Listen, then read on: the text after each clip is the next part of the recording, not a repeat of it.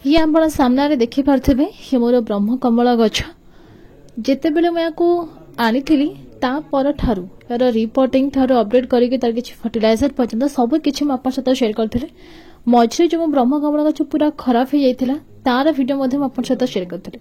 बर्तमान देखते ये बहुत सुंदर भाव नूआ ग्रोथ आसला किंतु ये कौन प्रकार केयर कैनि पखापाखि 2 मास नॉर्मल केवल जहाँ पानी देछि शीत सीजन ठारू पखापाखि मुझे रिपोर्टिंग करी बोधे ठीक से मन पड़ुनी पखापाखि 4 ରୁ 5 मास हो बोधे मुझे रिपोर्टिंग करें ता पर ठारू ना एथिरे मु कोनोसी खत देछि ना एथिरे किछि भी ट्रीटमेंट करिछि बस सेमती गोटे साइड रे ही याको मु पकेगी छाड़ी देथिले आ वर्तमान जेहेतु एथिरे नुआ ग्रोथ आसलानी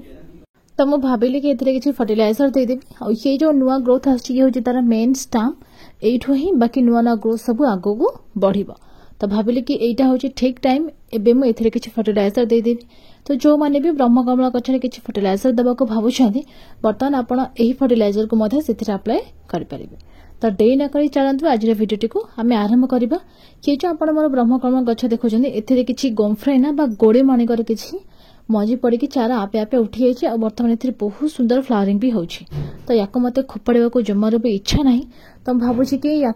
टोटाल माटी सहित अल्प किछि उपाड़ी या गोटे अलग गोटे ग्रो बैग रे मको लगेबी तो ये मु हल्का सा धीरे धीरे करके मोर माटी सहित मु गोड़ी मानिकर जो मंजी पड़ी आपे आपे किछि गछ उठी ताको मु वेस्ट मटेरियल लगेदेवी जोटा कि मोर क्षीर जरी रही मु ताको लगेबी जोटा कि गोटे वेस्ट मटेरियल ही जाउछि प्रायतः आपण माने ओमफेड को व्यवहार कर सारा बाद झड़ी को फिंगी दउथिबे किंतु मु केबे भी ताको फिंगी नाही प्रायतः आपण जदि मोर पुराना गार्डनिंग देखिबे तार सेतरे मध्ये मु यार व्यवहार करिछि तो आपण भी थरी प्रकार व्यवहार करंतु देखो एई प्रकार भाबरे मु तार किछि पूरा माटी सहित उठै नै गली एटी मु ऑलरेडी मोर गार्डन सॉइल प्रस्तुत करी रखिथिले ग्रो बैग रे ऐड कर देछि बर्तमान खाली होल करके एथिरे जो चारा आज ताको थोइबार अछि तापरे हल्का सा पानी किछि देई देबी भलो भाबरे दे सला परे आगो दिने 2 दिन छाड़ी रखिबी तापरे धीरे धीरे करके आको मु सनलाइट देबी तो बर्तमान चाहंतु ब्रह्म कमल गछरे आमे किछि फर्टिलाइजर एथे अप्लाई करबा एटी सर्वप्रथम आपण देखुछन्ती ये होछि गोबर खत तो गोबर खत रे बहुत सारा नाइट्रोजन परिमाण टिके अधिक थाए जहादार कि गछर ग्रोथ को बढ़ाइबार यही खत बहुत ही सारा हेल्पफुल करथाय तो एठी मो गोबर खत पखापाखि 2 मुठी नै जाइछि जेतु तापर एथिरे मु नेछि पत्रर खत याक आपण स्किप भी करि परिबे जदि अछि तारे पत्रर खत बर्तन पई बहुत ही बढ़िया काम देइ थाय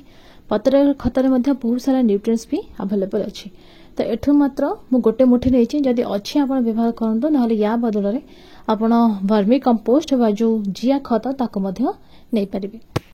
तापर एठी मु अध मुठी पखापाखि सोरस पेड़ार व्यवहार करिछि अध चमच पखापाखि एथिरे मु सीविड व्यवहार करिछि ये सामुद्रिक शैवाल रो प्रस्तुत होय थाय गछ को रिपोर्टिंग शॉक रो मध्ये ये बंचाई थाय तापर एठी मु ऐड करिछि कदली चोपार किछि खत जदि आपण पाखरे कदली चोपार खत अछि ताल व्यवहार करंतो नहले आपण सुखिला कदली चोपार मध्ये व्यवहार किछि करि परिबे तापर ये जो देखुछथि ये होछि चाहपत्ती रे नाइट्रोजन परिमाण भी थाय जो कि गछर ग्रोथ को मध्ये ये हेल्पफुल करि थाय तापर ये होछि पाउंस रे एठी मो पखापाखि गोटे मुठी नेछि बस एतिकी खत मु वर्तमान ब्रह्म कमल गछरे देबी तो जदि आपण पाखे ब्रह्म कमल गछ अछि ताले एही किछि खत को मध्ये आपणकर ब्रह्म कमल गछ देई परिबे वर्तमान एठिरे मु आउ गोटे जिंस ऐड करबी तो आपण वीडियो को कंटिन्यू करंतु प्रथमे ये जो जाबे किछि खत नेले ए तो छोट जगह रे गोटे मिक्सिंग हबो नाही सेते गोटे बड़ जगह को याको मु नेकी भलो हबरे पूरा जाबे किछि खत नेछि ताको सब मु मिसै देबी मिसै साला परे माटी को मैं हल्का हल्का किछि साइड रो खोली देबी खोली साला परे अल्प किछि माटी एठु मु काढी देबी जेहेतु मु खत देनी पखापाखि 4 ରୁ 5 मास हे जबो तो सेति भाई मु भाबिले कि यार माटी मु हल्का हल्का किछि काढी देबी पखापाखि अधा जति गंदा चेरो देखा जाउछि सेति पर्यंत यार किछि माटी मु काढी देबी तो आपण जदि वर्तमान लगे छथि पखापाखि 2 ରୁ 3 मास भीतर हे जबनी तो आपण चाहिले तार जो पखापाखि 2 इंच पखापाखि यार माटी किछि खोली कि एई खतर अप्लाई करि परिबे आ जो रिसेंटली एबे आपण लगे छथि 2 मास हबो तार सेथिरे मध्ये आपण एई खतर व्यवहार करि परिबे सेम से 2 ରୁ 3 इंच आपण खोली कि एथिरे किछि खत दे परिबे तो देखंतु चेरा मध्ये एठी मोर देखा गलानी तो भाबिले कि एती पसंद ही खोलीबी तापर एठी मु किछि काठी गोटे देबी जेहेतु एठी किछि सपोर्ट पई दरकार तार पत्रला टिके बारंबार तळु को ओहळी पडुछि सेत पई एठी गोटे काठी रा मु सहाय्य नेछि तो वर्तमान एथिरा मे किछि हळदी ऐड करिबा देखते ये हूँ हलदी तो ये हूँ मार्केट मिलता केमिकल हलदी घर हलदी नुहे तो आम जी पर्यटन माटी खोली से पर्यटन ये हल्का हल्का किसी हलदी वो बिंचिदेली जो खत आम प्रस्तुत कर खत जो तार मूल को छाड़ी आम साइड साइड रे यार खतर अप्लाई आम कर देखते ये पाखापाखि 1 ରୁ 1.5 मुठी खत अप्लाई करी तो आपड़ भी यही भाव में तार मूल को छाड़ी कड़े कड़े ही खतर व्यवहार करतु तापर जो बड़का जो माटी रहिला एथिरे मध्य आमे यही खतर किछि अप्लाई करबा तळे जो चेर अछि याकू तो आमे न्यूट्रिएंट्स देइदेले किंतु ऊपर जो माटी गुडी को अछि ताकू न्यूट्रिएंट्स दबा पई हेले हमकु जो खत आमे नै जाने सेतिर अल्प किछि सेतिर मिसै देली हळदी मध्य सेतिर किछि मिसै देली जहा द्वारा कि आम जो माटी अछि से बहुत ही शक्तिशाली गोटे माटी प्रस्तुत हबो जो द्वारा कि आमर गछटी उभय पटरू खत पाइबा और बहुत सुंदर भावे से बढ़िबा मध्य तो एई भली भी आपण आपणकर ब्रह्मकमल गछरे करि नियंतु जहा द्वारा कि आपणकर ब्रह्मकमल गछटी भलो ग्रोथ भी करिवो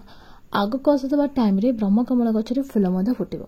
ब्रह्मकमल गछ साधारणतः वर्षा सीजन पाखापाखि आसिले ही एतिरे फूल फुटिबा आरंभ होई थाए जन जनकर कि जून मास मे भी खरा सरी सरीबा होउथबो सेतिकी बेलो ही धीरे धीरे कढ़ आसवा स्टार्टिंग हो जाए प्रायतः ये वर्षा सीजन ही ब्रह्मकमल फूल फुटी थाए कढ़ भी से भरपूर मात्रा रे आसी थाए तो गछर ग्रोथ अनुसार से फूल कढ़ होता है तो आपन जदि ब्रह्मकमल गछ को नर्सरी आनी नाहांती आ नर्सरी आने पाई भाबुछंती ताले डेरी न करिके वर्तमान भी आपण आनी परिबे वर्तमान होची तार ग्रोइंग टाइम तो डेरी न करिके आपण नर्सरी ब्रह्मकमल गछ किबा तार खंडे पत्र भी जदि नहीं आछंती केपी वर्तमान आपनकर बहुत आराम से लागि जेबो थरे आपण ट्राई करिके देखंत वर्तमान आम ब्रह्मकमल गछरे खत देदेले माटी जहाँ कि भी भर्ती करदेले वर्तमान ए अल्प किसी हलदी नहीं आम जो पानी दबा हलदीर पानी आम दबा यह द्वारा माटी जहाँ भी किसी पोक थी से सब ठीक हो गछ गोटे न्यूट्रिएंट्स मिल जाव